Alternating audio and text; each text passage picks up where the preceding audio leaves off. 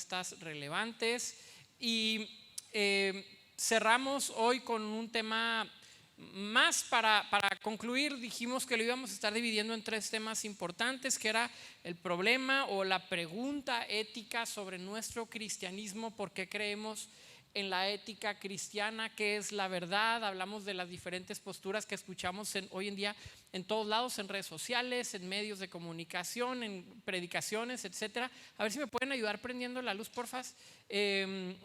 Y hablamos sobre el problema ético, y si quieres escucharlo, yo te invito a que lo escuches.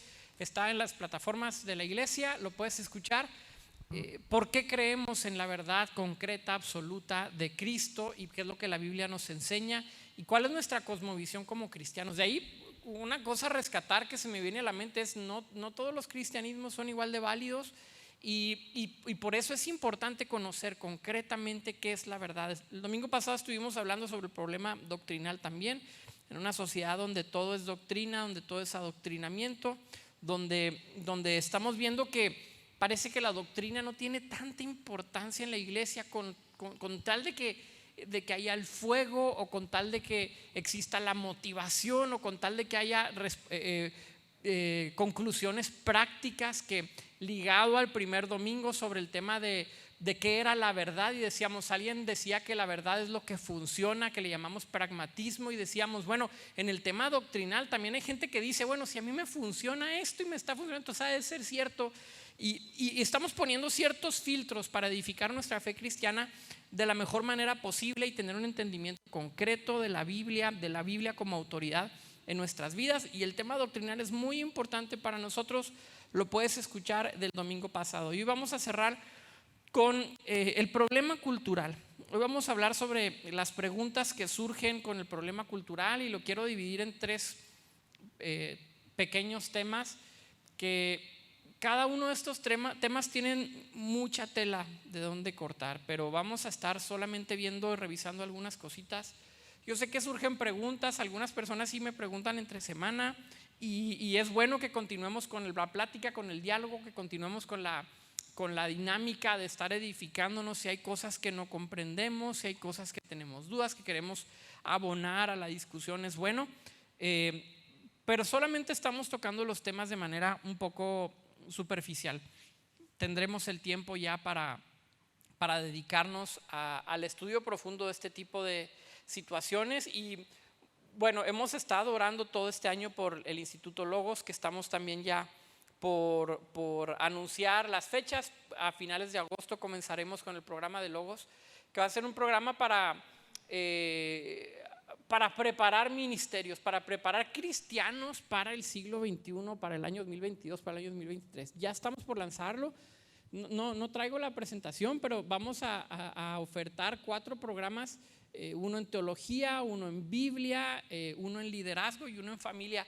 El tema del pastoral, yo la verdad me apasiona mucho el tema de la teología, no tanto el de la familia, pero estuve viendo el programa familiar y está buenísimo, buenísimo, buenísimo, para educación de los hijos, para hablar de sexualidad, para los nuevos modelos familiares, para las nuevas reformas. O sea, está muy completo el programa. Los vamos a estar ofertando en breve, en un par de semanas seguramente, pero ahí vamos a tener también mucho espacio para enriquecernos doctrinalmente y en nuestro pensamiento cristiano. Hoy vamos a hablar entonces sobre el tema de la cultura, y como cultura le vamos a llamar nosotros a ese discernimiento que necesitamos en aspectos, muy específicamente en 3 aspectos: en el aspecto político, en el aspecto económico y en el aspecto social. Hay una palabra alemana que me parece que describe muy bien lo que vamos a tratar de hacer hoy, que es la palabra Zeitgeist. Es una palabra muy famosa que se ha traducido, bueno, se utiliza en español, se utiliza en documentales, en películas, porque la palabra en sí trata de englobar un concepto que en español no tenemos. El concepto es el espíritu del tiempo, es decir, lo que se percibe en la cultura en algún lugar específico, en un tiempo específico. Esto es la palabra Zeitgeist. ¿Qué significa específicamente? Lo que está ocurriendo en la sociedad y cómo esto nos afecta como cristianos. Entonces es curioso que existe este término en alemán. Porque cuando nosotros le ponemos un nombre o una definición concreta a algo, nosotros podemos conceptualizarla. Pero cuando no tenemos esta palabra para conceptualizar algo, se nos pasa de largo como si eso no existiera. Pero existe un espíritu en el tiempo. Existe un espíritu del tiempo que ocurre a nuestro alrededor, lo que se vive, lo que se piensa. Y no es para nada sorpresa darnos cuenta que el espíritu del tiempo está cambiando.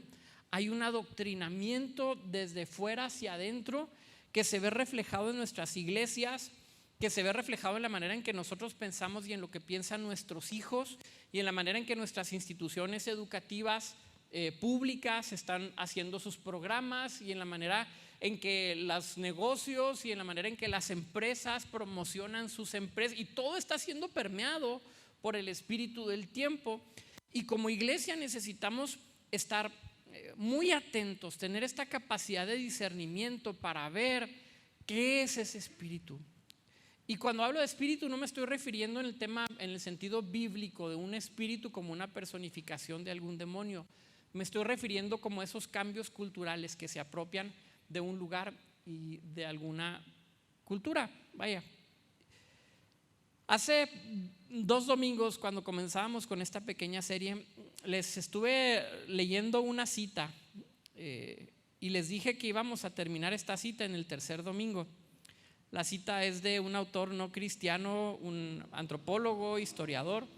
Y la cita de hace 2 domingos, cuando hablamos de ética, decía lo siguiente: la historia de la ética es un triste relato de ideales maravillosos que nadie cumple. La mayoría de los cristianos no imitan a Jesucristo, la mayoría de los budistas no siguen las enseñanzas de Buda, y la mayoría de los confucianistas habrían provocado a Confucio un berrinche colérico. Esta cita tiene una segunda parte que tiene que ver con el tema cultural, y continúo leyendo. En cambio, la mayoría de la gente vive hoy siendo capaz de cumplir con éxito el ideal capitalista consumista. La nueva ética promete el paraíso a condición de que los ricos sigan siendo avariciosos y pasen su tiempo haciendo más dinero, y que las masas den rienda suelta a sus anhelos y pasiones y compren cada vez más. Esta es la primera religión en la historia cuyos seguidores hacen realmente lo que se les pide que hagan. ¿Y cómo sabemos que realmente obtendremos el paraíso a cambio? Porque lo hemos visto en la televisión. Esta cita tan concreta, tan polémica, es una visión muy aguda del espíritu del tiempo, de lo que la cultura está tratando de formar en los individuos, de cómo las instituciones están tratando de formar y de adoctrinar según sus propias convicciones y sus propias verdades. Pero por eso era importante esta serie, porque debemos saber que hay verdades concretas, objetivas, que la Biblia nos enseña. Sabemos que esto se refleja en doctrinas concretas al interior de la iglesia. Pero este autor claramente lo que está mostrando es uno de los circunstancias que ocurren allá afuera y que influencian hacia adentro de la iglesia. Es esta falta de ética en la cual se crea una nueva religión popular, donde los que somos o los que son partidarios de esta nueva religión, dice, por primera vez realmente hacen lo que se les está pidiendo porque es atractivo, porque de alguna manera resulta en una gratificación placentera momentánea que mantiene entretenidos a la gente.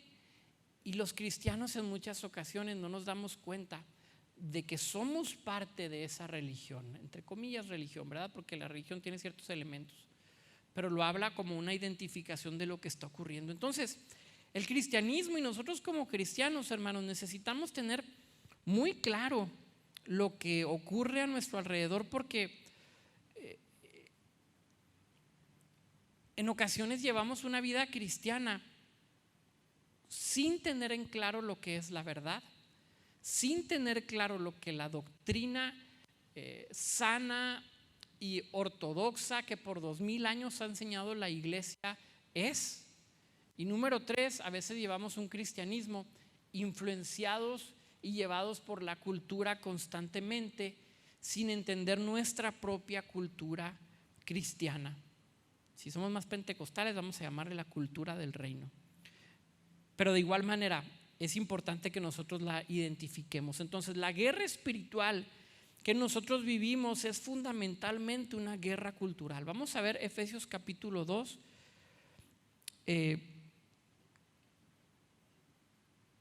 Efesios capítulo 2, versos 1 y 2.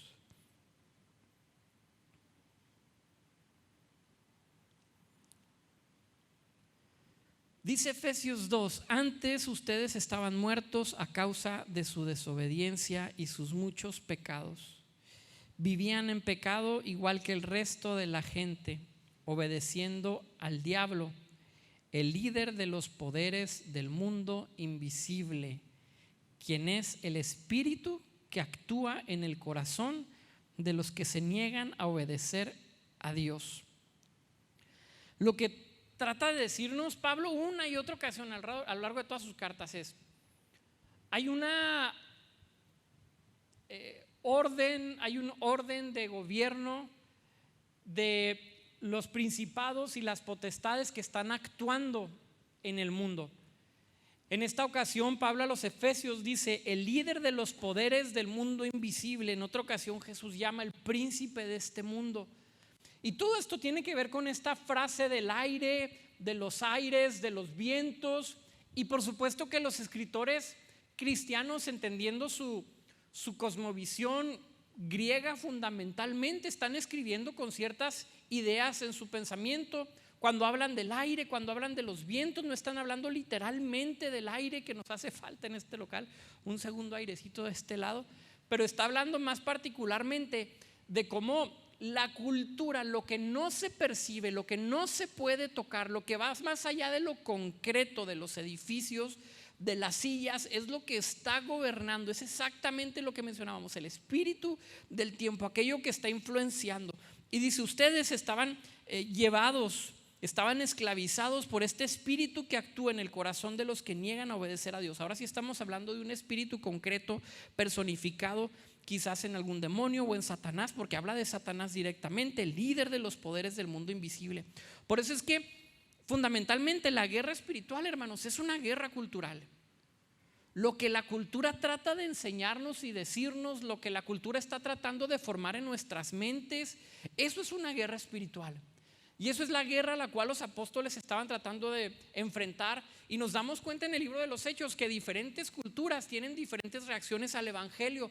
Y más concretamente cuando llegan a Atenas, donde estaban en la cúspide de la civilización griega en ese momento, con los grandes pensadores ansiosos de escuchar cosas nuevas, con un montón de monumentos a cada esquina de diferentes dioses, con algún dios no conocido, que es el que Pablo toma como ejemplo. Pablo se da cuenta que ahí va a encontrarse choques culturales importantes, y lo que hace es presentar el evangelio de una manera confrontadora. Y vemos que en Atenas a Pablo le va mal.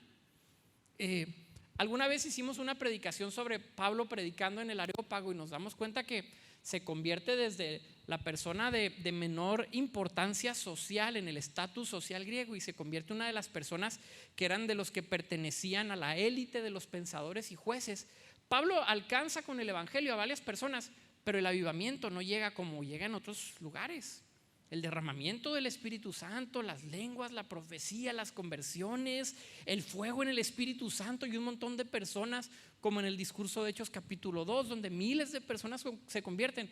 Ese relato no ocurre en Atenas, porque Pablo se está enfrentando a una cultura de los aires, a un espíritu del tiempo, donde está ejerciendo el pensamiento y formando el pensamiento de las personas.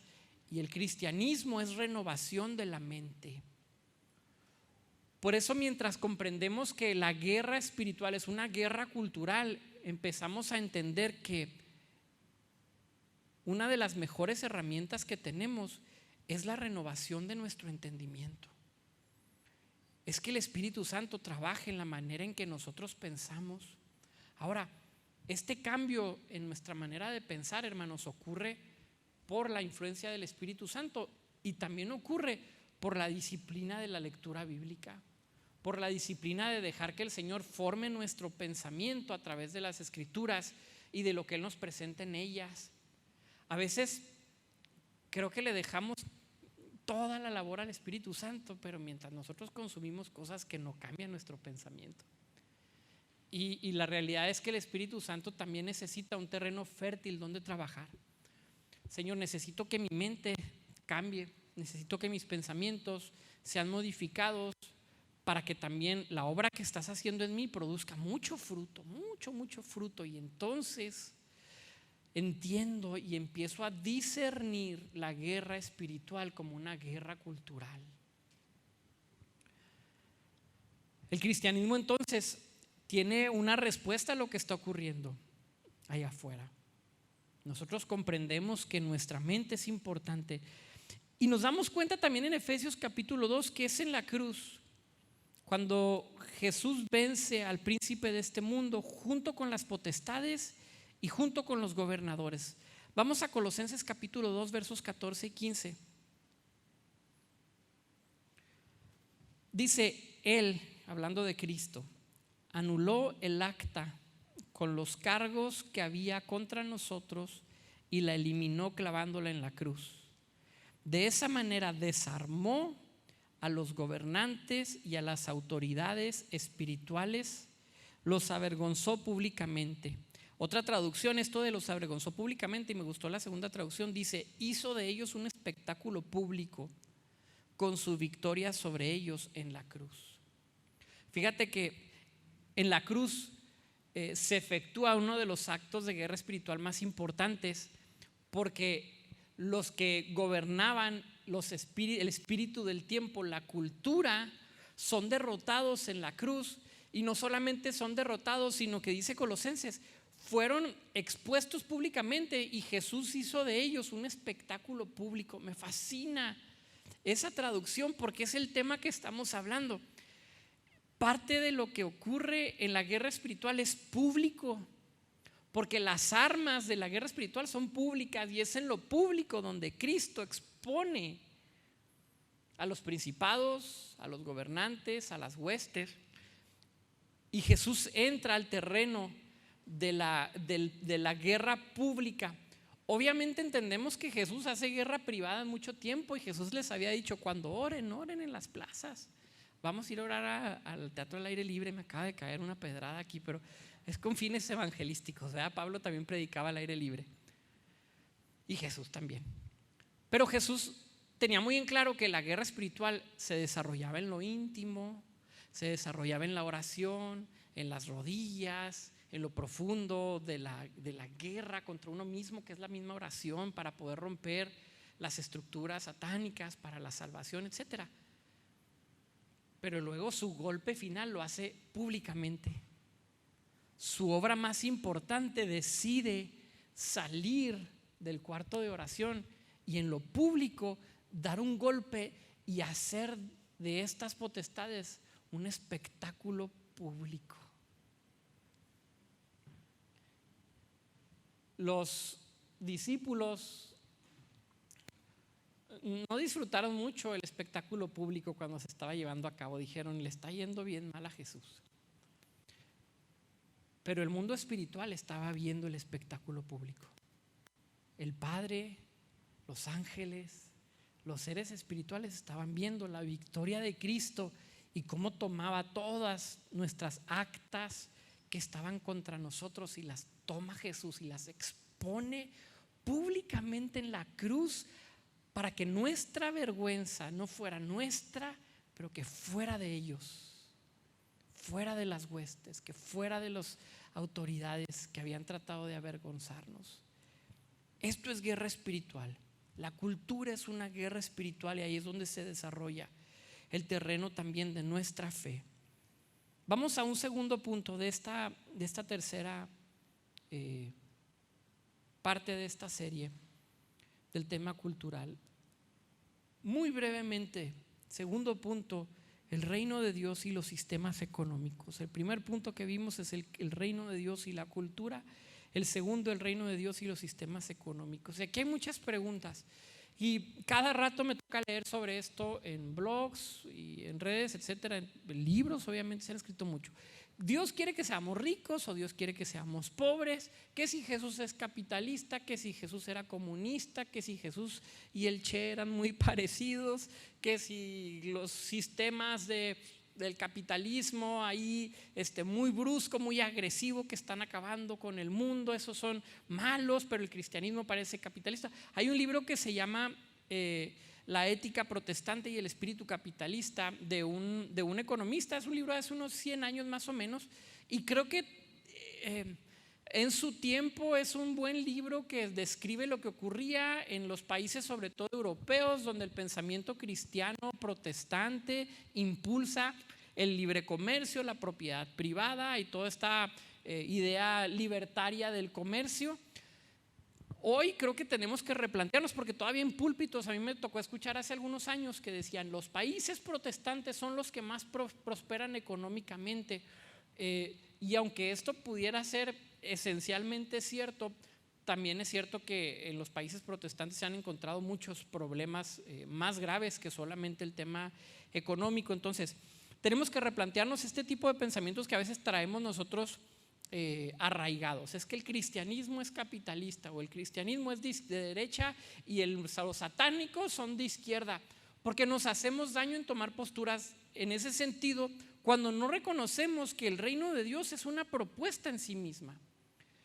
La Biblia nos propone algo, de tal manera que nosotros no tenemos que estar escogiendo uno y otro. Participamos de uno y otro porque vivimos en un país con reglas, con dinámicas económicas, con métodos de la manera en que elegimos a los gobernantes. Somos un país, una república democrática, representativa.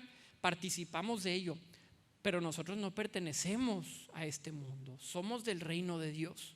Entonces, la propuesta del reino de Dios a estas preguntas que surgen es la propuesta del jubileo de jubileos, Lucas capítulo 4. Y ya hemos hablado del jubileo de jubileos. En el Antiguo Testamento se presenta una forma de gobierno de la nación de Israel, donde una de sus peculiaridades era que cada 7 años ocurría el año del jubileo, y esto traía muchas implicaciones económicas. Una de ellas es que no se podían enriquecer mucho más unas personas que otras, porque cada 7 años, si yo decidía vender mis posesiones, cada 7 años las posesiones se me regresaban y se cancelaban todas las deudas. También se liberaban a los esclavos, se perdonaban las personas que tenían ofensas. O sea, era un año en que era, vamos a llamarle nuestro tiempo, un borrón y cuenta nueva, ¿verdad? Cuando yo quería vender una propiedad en ese entonces, realmente no la vendía, yo la arrendaba únicamente, era lo único que se me permitía. La podía arrendar, ponerla en renta para que alguien la trabajara, y el fruto de ese trabajo se lo podía quedar esa persona, pero a los 7 años esa propiedad regresaba, y esto prevenía mucha desigualdad social. Hay gente que dice esto pudiera ser una mezcla entre propiedad privada, y por eso entonces nosotros creemos en el capitalismo. También dice no robarás. En muchas ocasiones hay heredades que se dejaban de generaciones en generaciones y dicen entonces el cristianismo es capitalista. Sí, pero Jesús dijo vendan todo y repártanselo a los pobres. Entonces el cristianismo es comunista. El cristianismo trata de mostrarnos que este modelo del Antiguo Testamento era una sombra que iba a tener un cumplimiento en Cristo, donde se cumplía el jubileo de jubileos, los 49 años que era el 7 por 7 en los años de jubileo. Después en Cristo, ya lo hemos explicado y no quiero ahondar mucho en esto, pero cuando viene el tema de la cautividad en Babilonia, cuando se le aparece el ángel a Daniel que está orando y le habla de las 70 semanas, y está hablando y le dice 70 semanas se han dispuesto sobre tu pueblo para que puedan ser liberados, y lo que está estableciendo este ángel va a ser un jubileo de jubileos. Ya no van a ser 7 años ni van a ser 49, sino que van a ser 490 años, donde entonces va a ocurrir este jubileo, y 490 años después viene Cristo, y lo que anuncia es vengo a pregonar el año agradable del Señor. Y este es el establecimiento del jubileo de jubileos, donde Jesús describe claramente lo que ocurre. Lucas capítulo 4:16. Vino a Nazaret, donde se había criado, en el día de reposo, entró en la sinagoga conforme a su costumbre y se levantó a leer. Y se le dio el libro del profeta Isaías, y habiendo abierto el libro, halló el lugar donde estaba escrito: el Espíritu del Señor está sobre mí, por cuanto me ha ungido. Y fíjense las características del jubileo de jubileos: para dar buenas nuevas ¿a quién? A los pobres.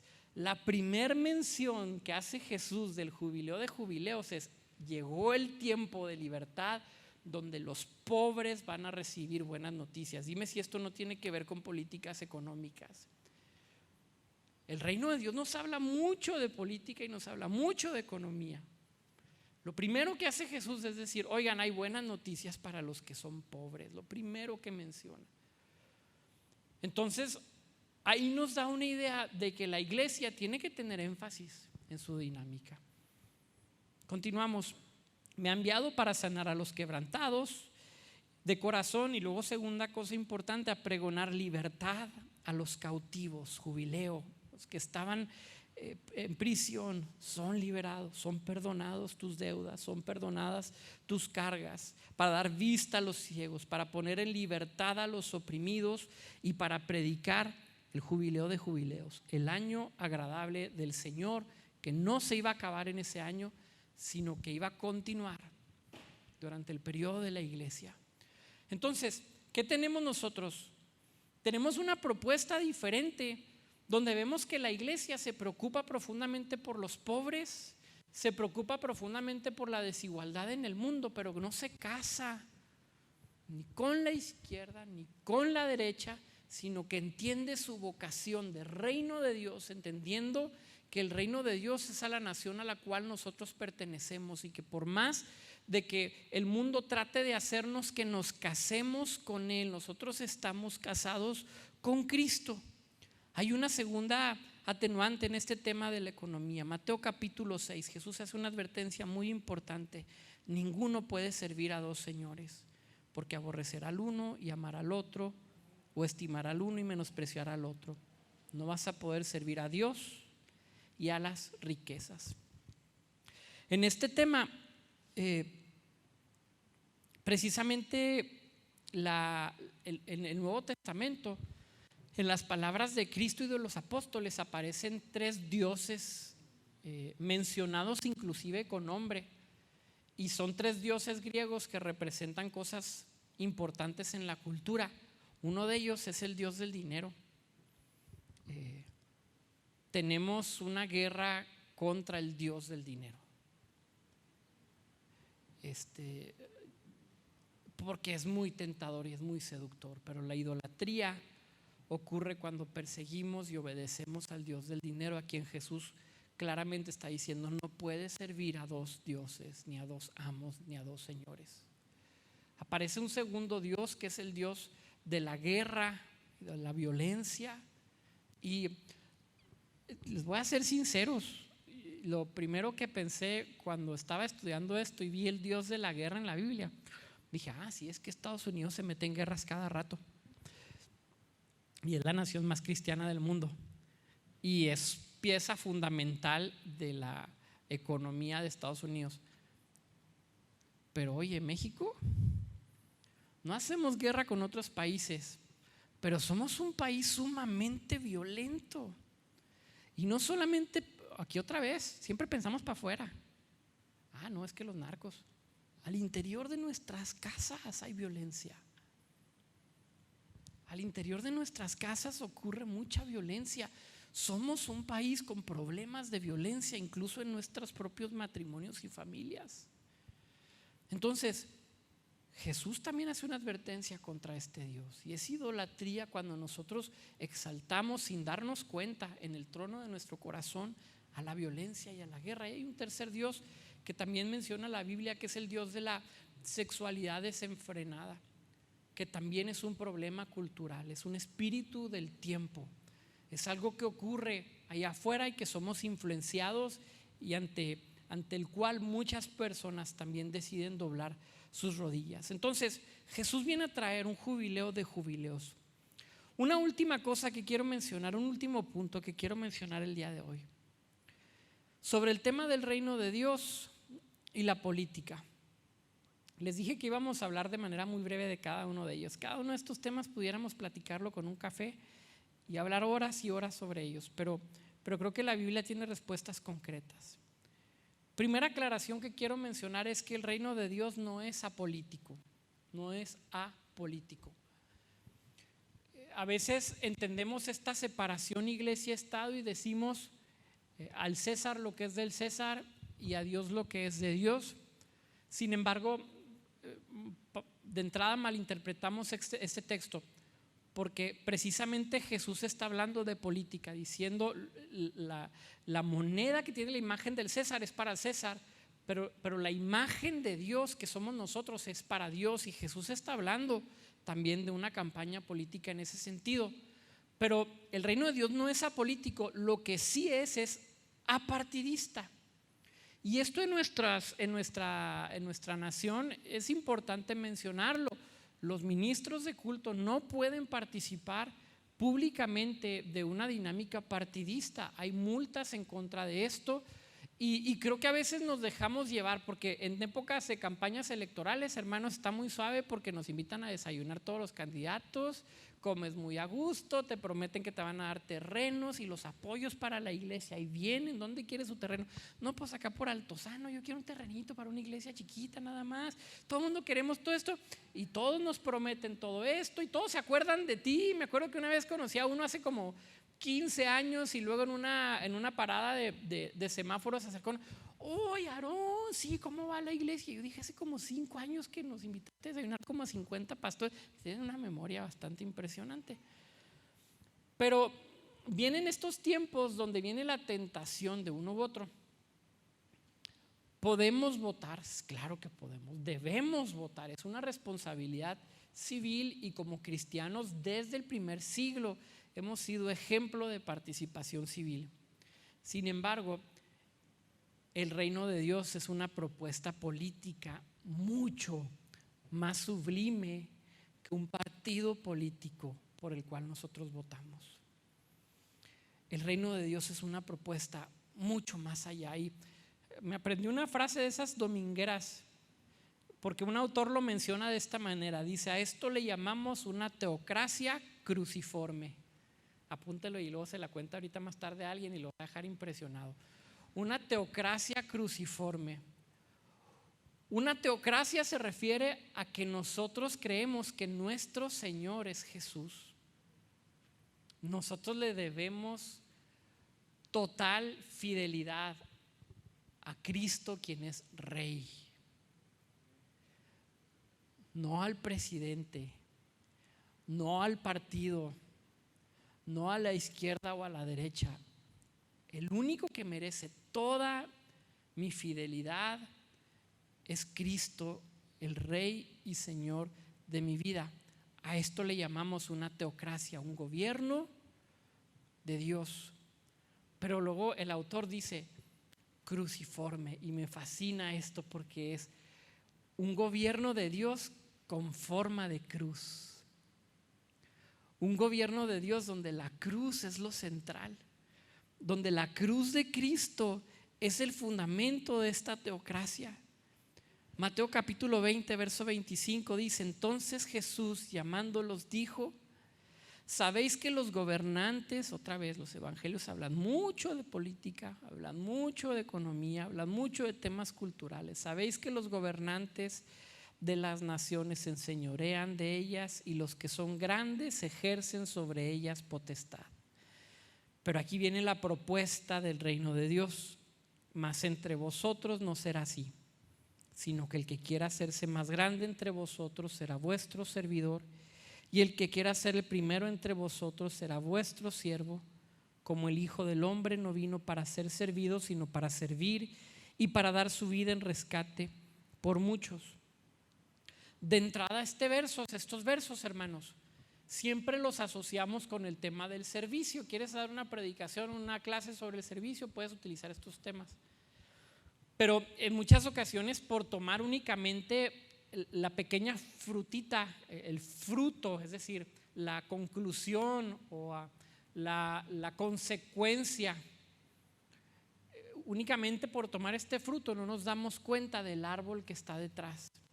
Porque mientras Jesús dice que el servicio es importante para cada uno de nosotros como cristianos y que tenemos que ser buenos servidores, no nos damos cuenta de que Jesús está hablando de esta propuesta distinta donde dice: ustedes no van a pertenecer a los demás reinos, ustedes pertenecen al reino de Dios. Esto es el principio más fundamental de esas palabras de Cristo. Sí es importante el servicio, pero fundamentalmente Jesús les dice: ustedes no son pertenecientes a los reinos de este mundo. Su reino es diferente. Entonces, ojo cuando nosotros sacrificamos mi lealtad al reino de Dios por una lealtad a un hombre o a un partido. Quiero volverlo a decir. Como cristianos siempre hemos sido ejemplo de participación civil y de responsabilidades civiles. Los primeros cristianos y los primeros escritos de la iglesia primitiva, son escritos de apologética, de defensa por los cristianos, diciéndole a los césares: oye, los cristianos somos muy buenos ciudadanos, pagamos nuestros impuestos a tiempo, respetamos las órdenes del César, nosotros cumplimos con los deberes sociales, somos serviciales con nuestros vecinos, si hay una persona en necesidad somos los primeros. Y hay muchos libros de los primeros siglos de la iglesia, de los cristianos argumentando que somos buenos ciudadanos, pero siempre dejando bien en claro: pero nuestro rey es Jesús, nuestro rey es Cristo. La cruz le da forma a nuestro reino. La cruz entonces no es solamente un mecanismo para resolver nuestro pecado individual. Lo vuelvo a decir, la cruz no es solamente un mecanismo para resolver nuestro pecado individual, sino la victoria sobre los principados y las potestades de este mundo. Así entonces nos damos cuenta que la batalla cultural es una batalla por la verdad. Vamos a ver un último texto en Juan capítulo 18 y con esto vamos a terminar. La batalla cultural es una batalla por la verdad. Esta semana estaba escuchando una entrevista que le hacen a un obispo anglicano sobre el tema del matrimonio igualitario, y un hombre con mucha sabiduría, y habla sobre esta redefinición de términos.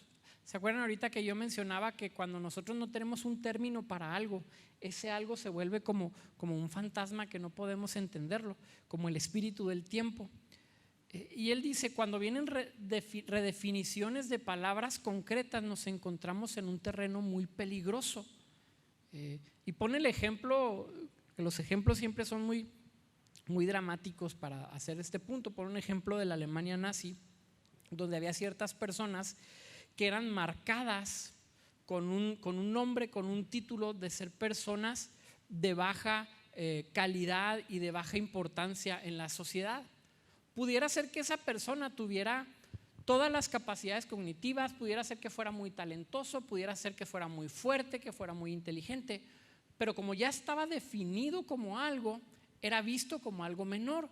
Y así lo que explica este obispo es que cuando nosotros redefinimos las palabras, redefinimos la verdad. Y él dice: bueno, la palabra matrimonio siempre ha tenido la intención de un hombre y una mujer, y pone el ejemplo del Génesis y toda la creación donde todo se da en pares, y hace una interpretación del Génesis tan fascinante y tan interesante, donde dice: la luz y las tinieblas, y el cielo y la tierra y las aguas que se parten, y empieza a hablar de cómo todo funciona en pares, toda la creación funciona en pares, la lumbrera mayor, la lumbrera menor, y luego dice: y el último par, el hombre y la mujer. Y dice: es una definición que ha existido por miles de años.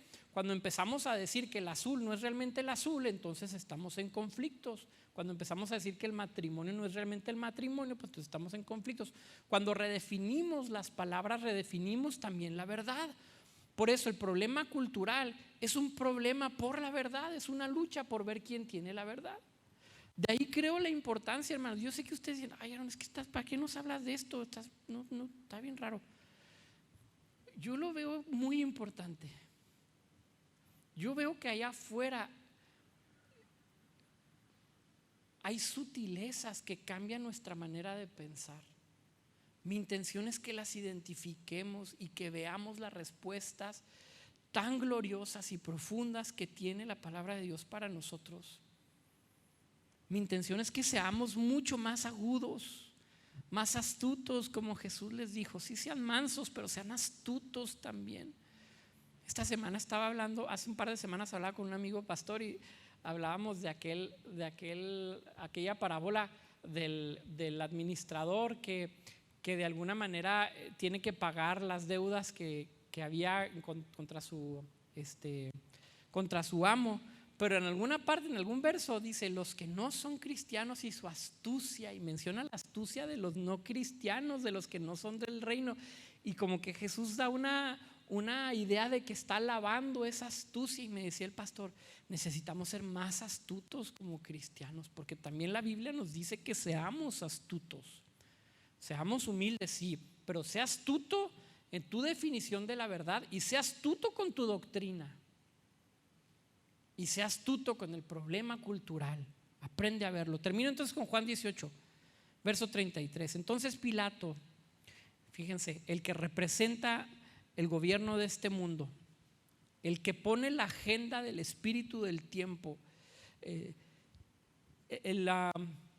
imperio ante el cual Jesús se está enfrentando inmediatamente, porque desde el Antiguo Testamento hasta el Nuevo, el problema no es contra el pecado únicamente, sino contra los imperios. El enemigo a vencer siempre son los imperios: Egipto, Mesopotamia, Persia, Roma y hasta Apocalipsis, Babilonia. Nunca es: sí, Satanás está solillo por ahí, tiene 2, 3 demonios. Son imperios completos. El espíritu de este mundo, el que construye los imperios culturales. Pilato es el jefe de este imperio.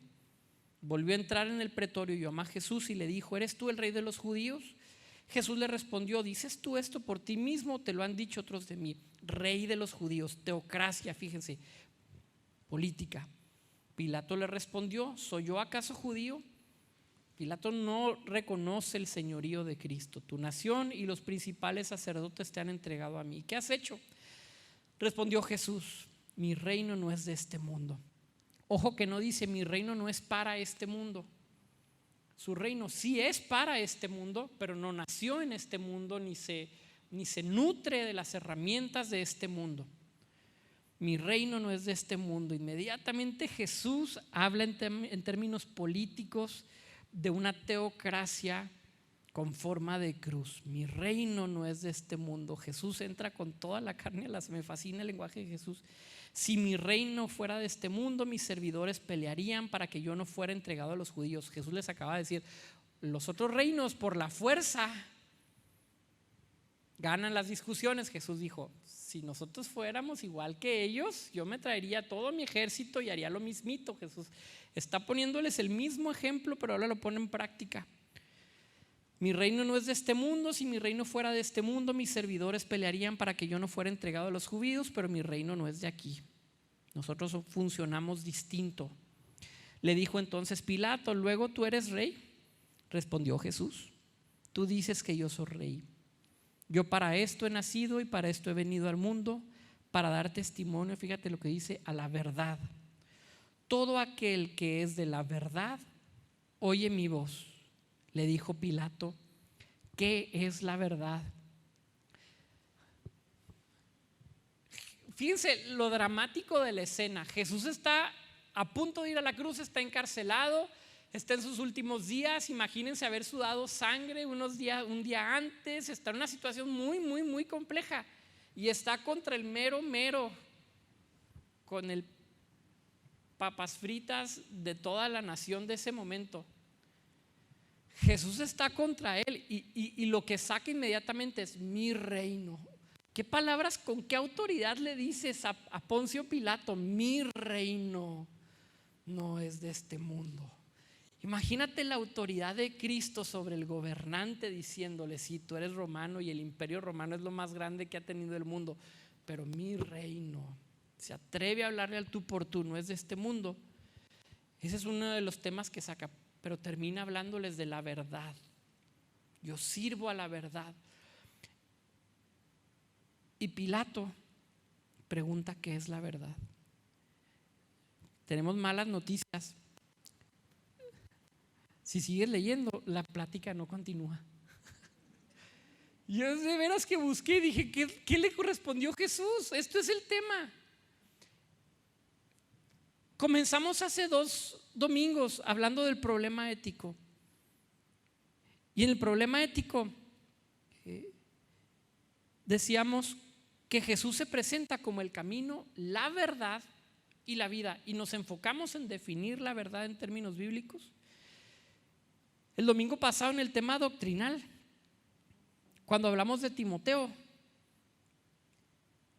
cuando hablamos de Juan, orando por sus discípulos, dice: santifícalos en tu verdad, tu palabra es verdad. Una vez más. Y esto no fue lo planeado, pero mientras preparaba cada uno de los temas, siempre se aterriza en el tema de la verdad. Y Pilato pregunta: ¿qué es la verdad? Y se acaba la discusión. Nadie registra lo que ocurre después. Pero hermanos, hacemos bien cuando buscamos la verdad. Hacemos bien cuando nuestro anhelo y nuestra búsqueda es por comprender la verdad. En la introducción de esta serie dije: la iglesia es columna y baluarte de la verdad. Hacemos bien cuando preguntamos y cuestionamos. La búsqueda de la verdad tiene que consumirnos. Quiero entender mejor las cosas, quiero entender mejor el reino, quiero entender mejor a Dios, quiero entender por qué los de izquierda piensan así, por qué los de derecha piensan así, por qué esta doctrina está bien, por qué esta doctrina se ha enseñado por 2000 años, por qué esta doctrina no, por qué esta doctrina tiene fundamentos, por qué esta doctrina no. Quiero entender lo que es cierto y lo que no es cierto, lo que es bueno y lo que no es bueno, porque estamos en una búsqueda constante de la verdad. Y decíamos en aquel domingo: la verdad es Cristo mismo, y es necesario que el Espíritu Santo quite de nosotros el velo para poder conocer mejor la verdad. Quiero terminar porque sé que tienen calor, me lo dicen sus caras. Vamos a terminar por el día de hoy. Y quiero que oremos para que como iglesia Dios nos permita a cada uno de nosotros y como congregación ser fieles a la verdad de Dios. Sé que es un término muy abstracto, sé que necesitamos los 5 consejos para un mejor matrimonio, sé que necesitamos los 3 mejores consejos para orar efectivamente por nuestros hijos, pero hay temas que son también importantes y que forman a la larga nuestro pensamiento, y que la iglesia necesita, y necesitamos jóvenes y adultos que tengan una pasión por conocer mejor la verdad bíblica. Cierra tus ojos, vamos a orar. Señor Padre, hoy concluimos con esta serie de mensajes.